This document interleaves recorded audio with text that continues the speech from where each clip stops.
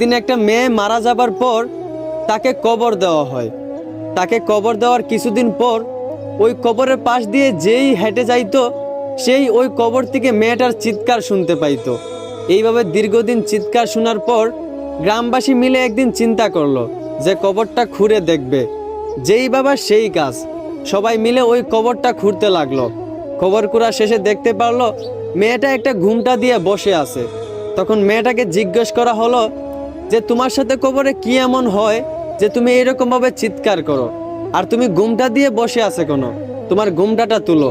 তখন ওই মেয়েটা বলল, আমি ঘুমটাটা অবশ্যই তুলবো, তবে তার আগে আপনারা সবাই এখান থেকে চলে যান। আপনাদের মধ্যে সবচেয়ে সাহসী দুইজন ব্যক্তিকে আমার কাছে পাঠান। মেয়েটার কথা মতো সবাই ওই কবর থেকে চলে গেল এবং সবচেয়ে সাহসী দুইজন ব্যক্তি ওই মেয়েটার কাছে গেল।